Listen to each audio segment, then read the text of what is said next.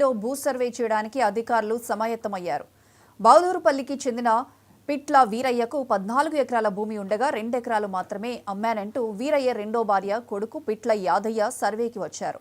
Court ఆదేశాలతో సర్వేయర్తో సర్వేకు వచ్చిన పిట్ల యాదయ్య అతని న్యాయవాదిని మాజీ మంత్రి మల్లారెడ్డి కుమారుడు మహేందర్ రెడ్డి అడ్డుకున్నారు. నోటీసులో మా పేర్లు లేనందున సర్వే చేయనివ్వబోమంటూ మహేందర్ రెడ్డి వాదనకు దిగారు.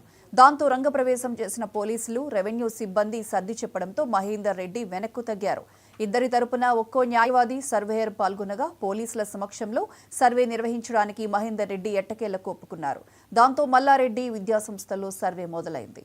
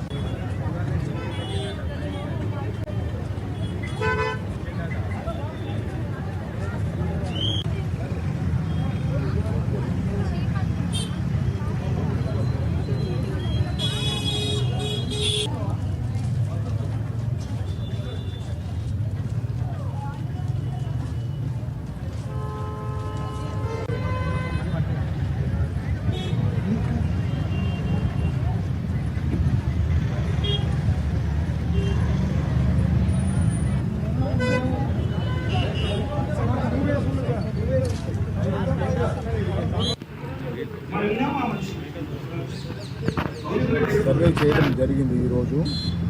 దాంట్లో పిట్ల యాదగిరికి చెందిన ల్యాండు సగభాగము, వాళ్ళ అన్నలు చంద్ర నరసింహ దగ్గర సగభాగము. దాంట్లో మన మల్లారెడ్డి గారు 2 ఎకరాలు మాత్రమే కొనుగోలు చేశారు సేల్ డీడ్ ద్వారా. తదుపరి ల్యాండ్ మొత్తం కూడా అతని కబ్జాలో, అతని ఈ తెలిపిన సర్వే నెంబర్లో అతని కబ్జాలో ఉన్నందుకు గాను ఈరోజు సర్వే నిర్వహించి అడ్వకేట్ కమిషనర్ సమక్షంలో సర్వేయరు పంచనామా కండక్ట్ చేసి రిపోర్టు వ్రాయడం జరిగినది.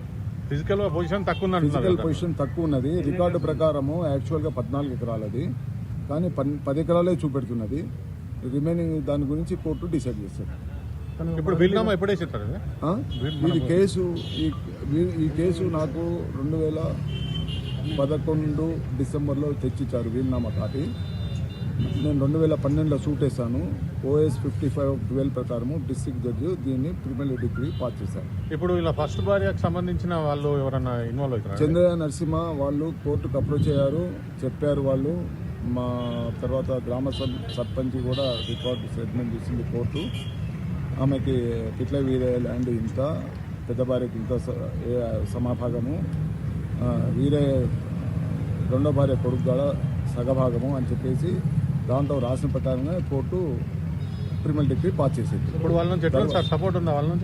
వాళ్ళ నుంచి ఎవరి నుంచి? ఇప్పుడు ఫస్ట్ భార్యకు సంబంధించిన వాళ్ళిద్దరు చనిపోయారండి. వాళ్ళు కోర్టులో కూడా వచ్చి డిపోజిషన్ ఇచ్చారు, అది వాస్తవమని. వాళ్ళు వీలునామాలు కూడా సంతకం పెట్టారు, చంద్రయ్య నరసింహ